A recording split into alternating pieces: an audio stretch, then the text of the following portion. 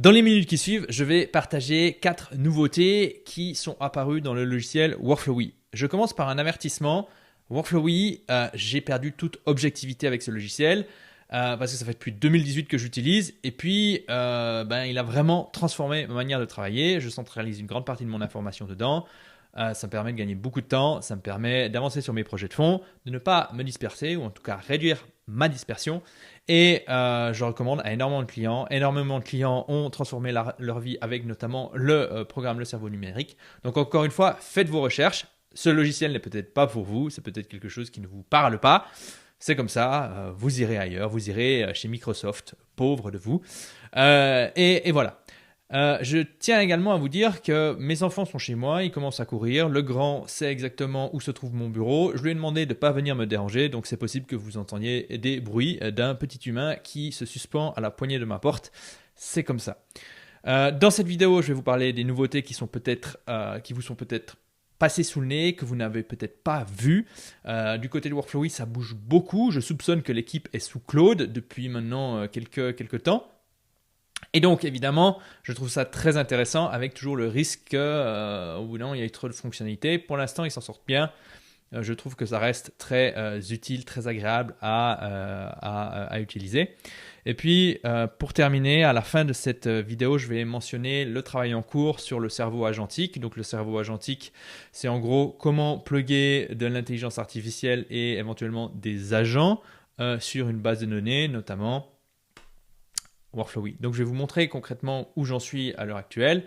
Et puis, j'en parle à la fin parce qu'à mon avis, les bases doivent être maîtrisées avant de vouloir plugger de l'intelligence artificielle. Beaucoup de gens avec qui j'échange n'ont pas de structure, n'ont pas de système personnel d'organisation, n'ont pas de structure dans leur entreprise. Et ils sont là, j'ai envie de plugger de l'intelligence artificielle. Non, ça ne fonctionne pas comme ça. D'abord, on met une structure en place et ensuite on plug de l'intelligence artificielle dessus. Voilà, ceci étant dit, on passe maintenant sur mon écran. Donc, on va commencer par le panneau latéral qui vient de sortir ici. Je vais changer un peu la structure, voilà. Panneau latéral. Donc, le panneau latéral, c'est ce que je viens de vous montrer.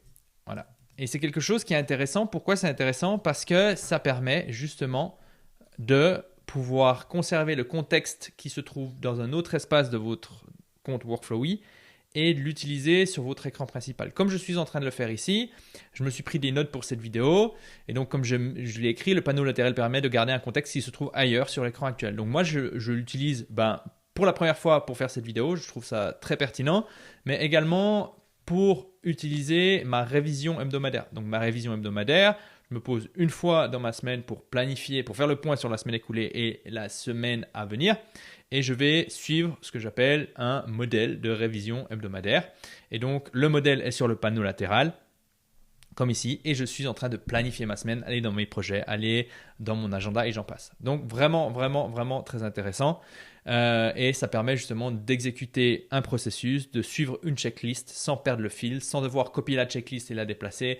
Et j'en passe. Donc, très, très pratique ce panneau latéral. Il est encore en bêta et pour l'activer, il faut aller dans les settings, hop.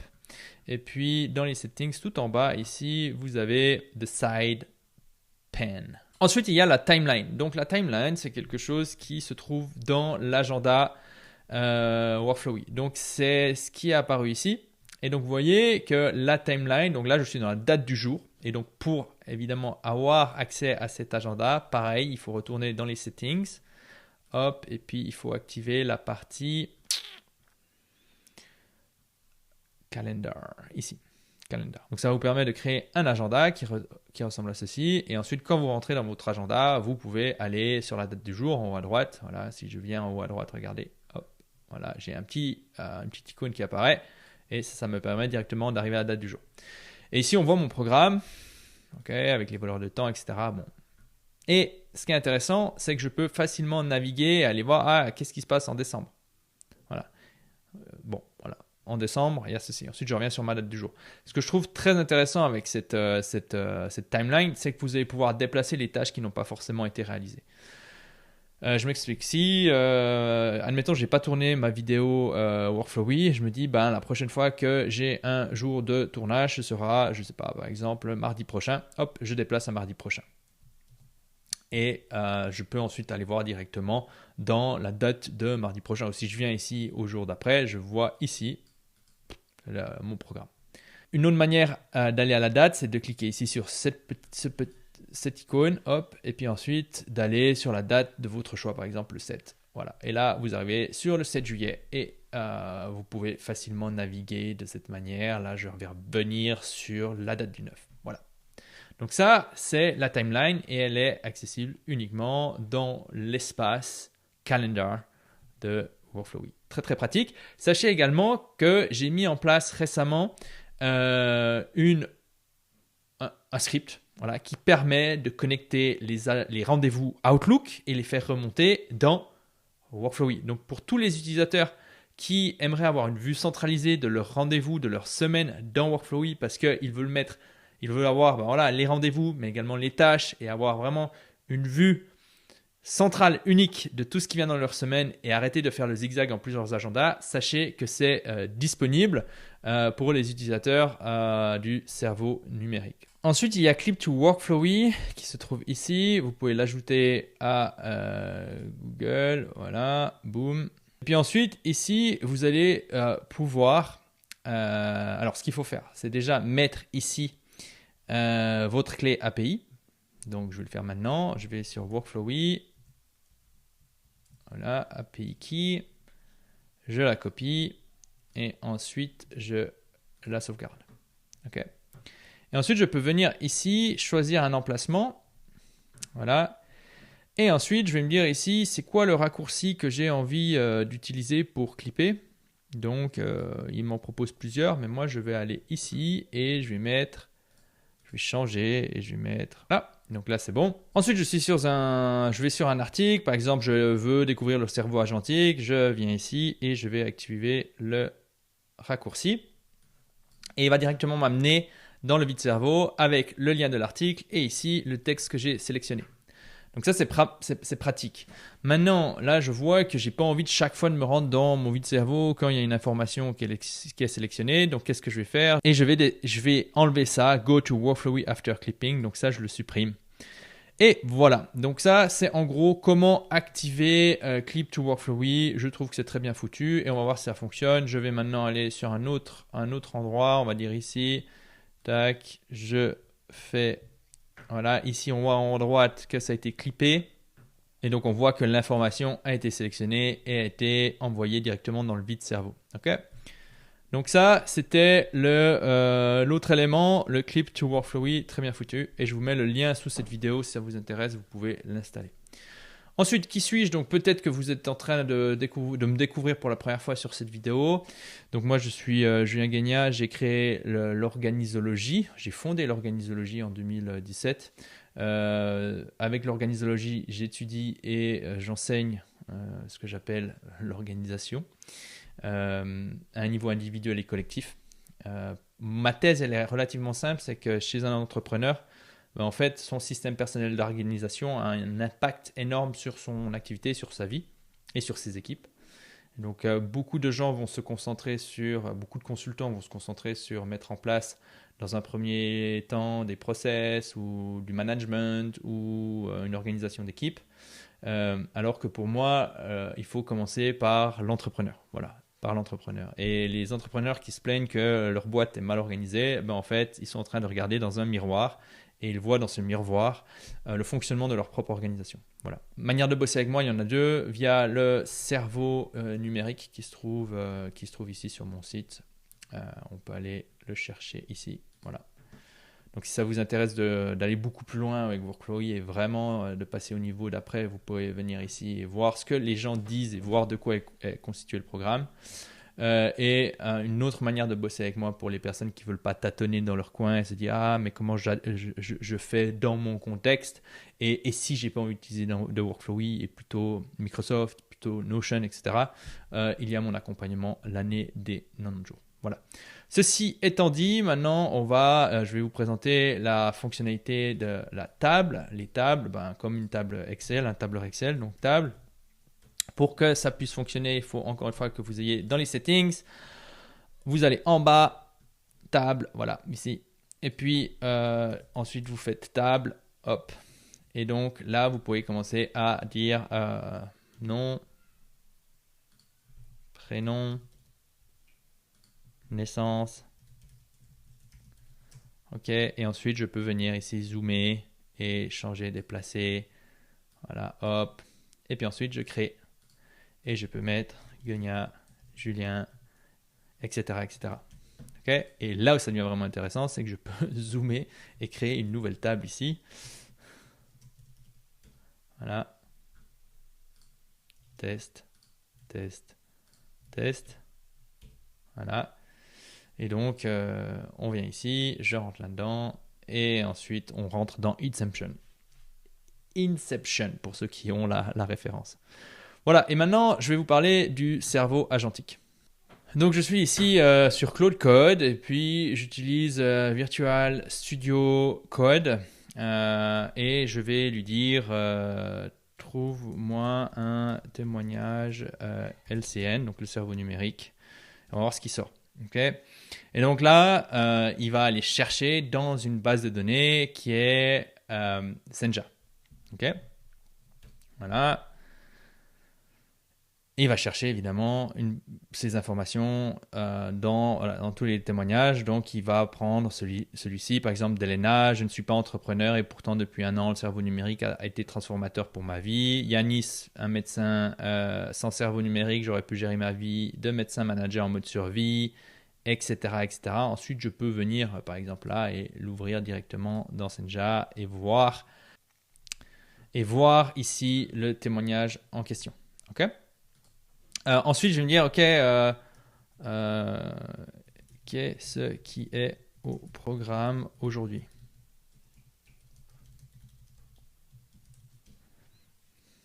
OK. Et donc là, il va aller chercher dans une autre base de données.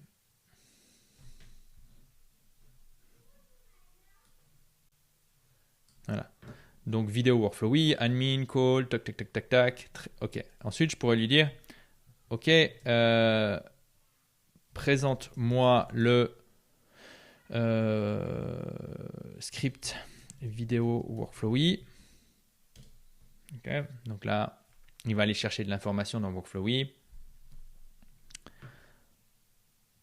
Voilà, idée, boum, boum, boum, boum. C'est un peu ce que je vous ai raconté quoi, dans les grandes lignes. Évidemment, le script est là pour m'aider, mais ensuite, je me fais plaisir. Et ensuite, je peux dire, OK, va chercher dans les témoignages LCN et insère celui que tu juges le plus pertinent dans le script workflowy.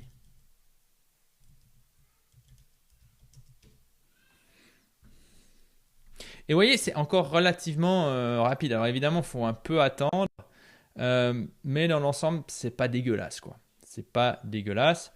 Donc là, il va dire, OK, témoignage est le plus pertinent. Il mentionne explicitement comme un vrai bijou minimaliste et parle de structure plus légèreté, ce qui colle parfaitement au message de la vidéo. Je l'insère dans la section cerveau agentique. OK, donc là, il va me demander s'il veut créer. OK.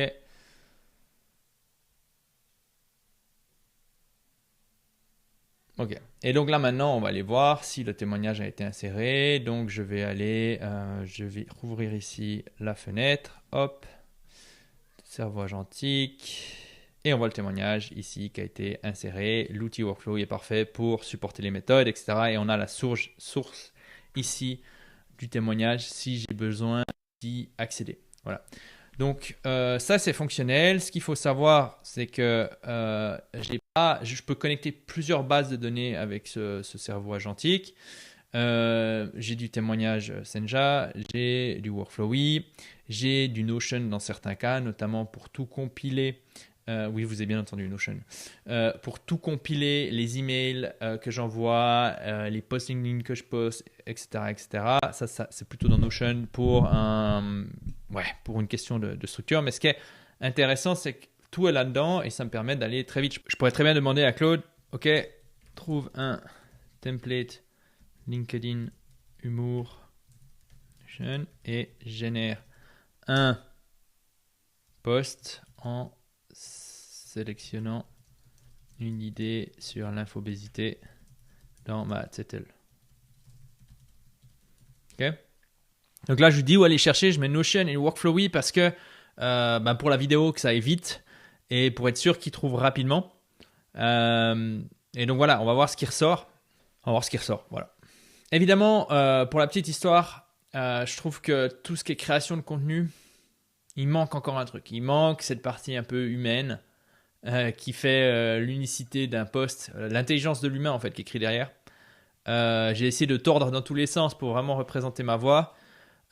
Fondamentalement, la plupart de ce que je dois écrire, excepté certains articles que je vais poster sur mon site qui sont des résumés de mes podcasts, je vais éviter d'utiliser Claude parce que, sans retoucher, parce qu'en fait, ça sonne creux.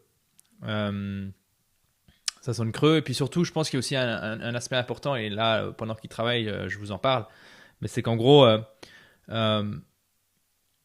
si on part du principe que l'IA va devenir très, très, très, très, très forte sur énormément de tâches, je pense qu'il est de plus en plus important en tant qu'humain, en tant que créateur, en tant qu'entrepreneur, de se dire ok, qu'est-ce que je ne vais pas déléguer à l'intelligence artificielle, qu'est-ce que je vais continuer de faire moi-même en sachant pertinemment que ce sera moins bien fait, mais je continue de faire cette tâche parce que c'est quelque chose que j'aime. J'ai aussi publié une vidéo récemment où j'explique pourquoi l'IA ne fait pas gagner du temps. Et donc là, on voit que ça m'a pris quand même pas mal de temps, 2 minutes pour écrire ce post. Alors évidemment, tout est relatif, mais quand on est en train de regarder, ça prend pas mal de temps.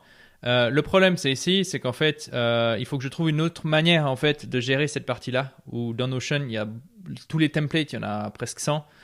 Ça prend trop de tokens, donc il faut que je structure l'information différemment.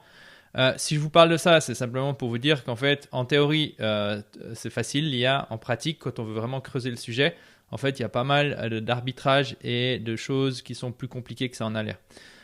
Mais bon, là, j'ai le post. Donc, il a utilisé ces idées-là qui se trouvent en lien avec l'infobésité et la surcharge informationnelle. Voici le post. L'amateur s'abonne à 45 newsletters pour rester informé. Le professionnel crée un système Notion avec 12 bases de données pour tout centraliser. Vous voyez que ça, c'est pas moi qui ai écrit. L'expert se désabonne de 46 newsletters, en garde un seul flux curé. Et le GOAT, il éteint son téléphone et va marcher en forêt. Donc voilà. Franchement, c'est un post de merde. On peut le dire. Donc voilà. À travailler, à améliorer. Franchement, vraiment, vraiment pas top ce qu'il a sorti là. Donc après, c'est chercher à comprendre pourquoi des fois il fait des choses incroyables et des fois il fait des trucs nuls. Donc, si je vous montre ça, c'est simplement pour vous montrer que je suis en train de mettre en place le système. Il y a des choses qui me font gagner. Il y a des parties du système qui fonctionnent très bien.